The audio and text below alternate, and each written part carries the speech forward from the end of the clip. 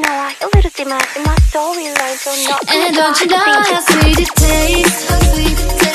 Yeah, don't you know how sweet it tastes? Yeah, don't you know how sweet it tastes? Now that Assalamualaikum warahmatullahi wabarakatuh. Perkenalkan, kami mahasiswa dari Universitas Pamulang, program studi sarjana akuntansi, Fakultas Ekonomi dan Bisnis, akan memaparkan materi mata kuliah manajemen strategi dengan dosen pengampu Ibu Indawati SEMM MAK dengan judul Isu-isu Manajemen dalam Implementasi Strategi. Yang pertama, pengertian dari implementasi strategi, yaitu proses pengelolaan sumber daya organisasi seperti manusia, keuangan, dan teknologi untuk menjalankan strategi yang telah ditetapkan agar tujuan perusahaan dapat tercapai. Ini seringkali disebut dengan tahapan operasional dari manajemen strategis. Lalu, tujuan dari pembuatan strategis yang pertama ada menjaga kepentingan, yang kedua sebagai sarana evaluasi, yang ketiga membantu perusahaan dalam memberikan gambaran tujuan, yang keempat ada memperbaiki strategi perusahaan yang lama, yang kelima perusahaan lebih efektif dan efisien, yang keenam perusahaan dapat meningkatkan kreativitas dan inovasi, yang ketujuh perusahaan dapat mempersiapkan perubahan yang akan datang di masa depan. Nah, selanjutnya kita akan membahas jenis dan tingkatan strategi dalam perusahaan. Yang pertama itu jenis-jenis strategi. Ada strategi integrasi. Strategi ini digunakan untuk mengendalikan distributor, pemasok, dan pesaing. Ada 3 macam nih. Yang pertama itu forward integration, di mana mengontrol distributor dan pengecer agar sejalan dengan tujuan perusahaan.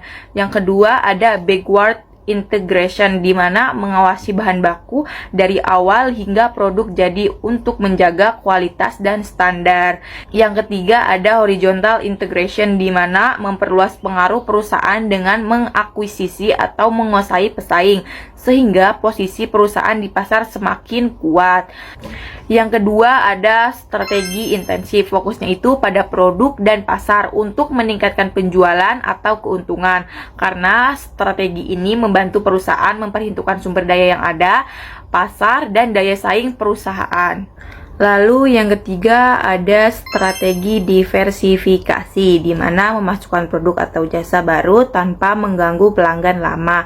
Jenisnya antara lain konsentrik, konglomerat, dan horizontal. Yang keempat ada strategi defensif, digunakan untuk menjaga kestabilan perusahaan, misalnya melalui pengendalian biaya, penciutan, atau likuidasi.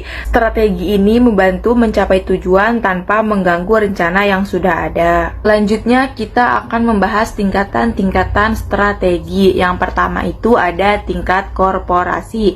Ditetapkan oleh manajemen puncak, fokusnya pada arah perusahaan seperti produktivitas, posisi pasar, profitabilitas, sumber daya, dan pengembangan manajemen. Yang kedua yaitu tingkat bisnis, berkaitan dengan strategi yang ditetapkan di pasar, memperhitungkan sumber daya yang ada dan daya saing perusahaan.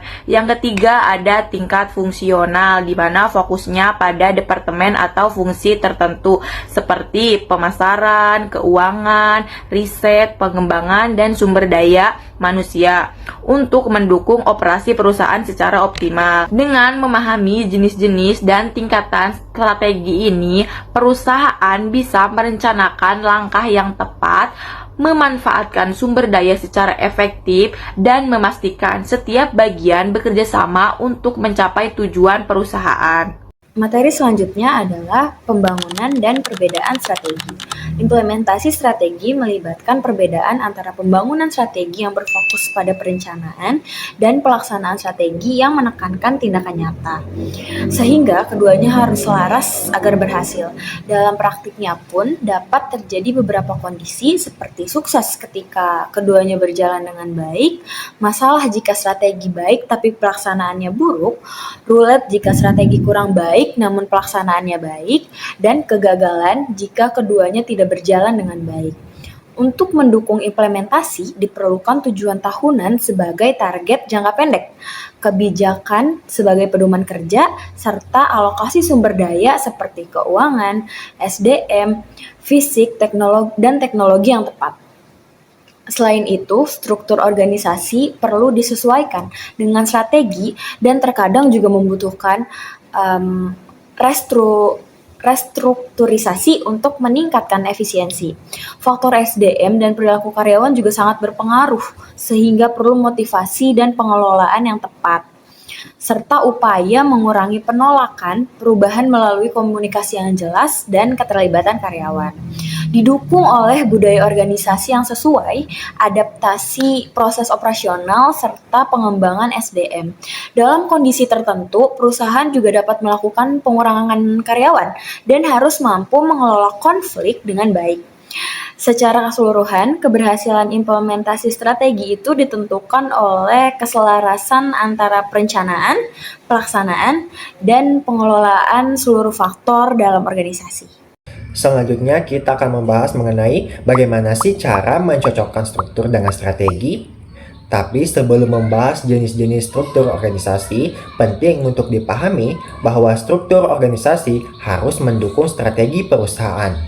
Strategi menentukan arah dan tujuan perusahaan, sedangkan struktur organisasi menentukan bagaimana pekerjaan dibagi, dikoordinasikan, dan diawasi.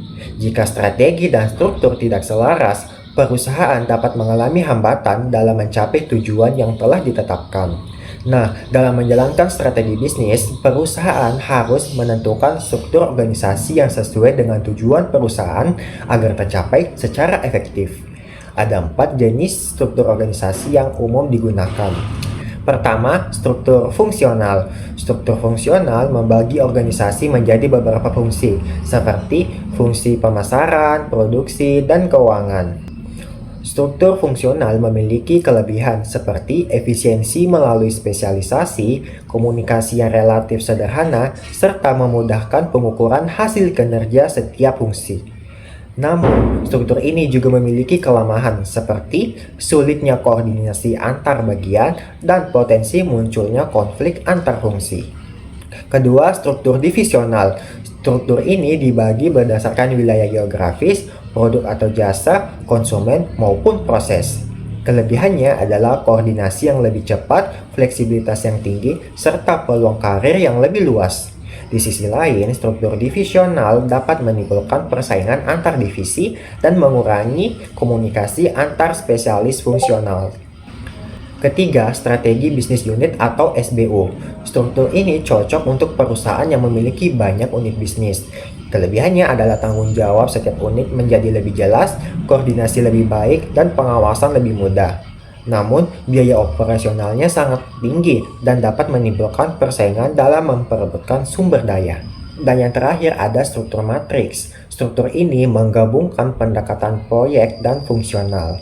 Kelebihan dari struktur matriks ialah komunikasi yang lebih luas, pemanfaatan sumber daya yang lebih efektif, dan tujuan proyek yang lebih jelas. Namun, struktur matriks memiliki kompleksitas yang tinggi karena adanya jalur wewenang dan pelaporan ganda. Nah, setiap struktur organisasi cocok untuk strategi yang berbeda-beda. Contohnya, struktur fungsional umumnya digunakan oleh perusahaan yang lebih berfokus pada efisiensi dan spesialisasi. Struktur divisional cocok bagi perusahaan yang memiliki beragam produk, wilayah, dan segmen pelanggan. Struktur strategi bisnis unit digunakan oleh perusahaan besar yang memiliki beragam lini bisnis. Sementara itu, struktur matriks sering diterapkan pada organisasi yang mengelola banyak proyek dan membutuhkan kolaborasi lintas fungsi. Oleh karena itu, pemilihan struktur organisasi harus mempertimbangkan kebutuhan strategi yang ingin dicapai perusahaan.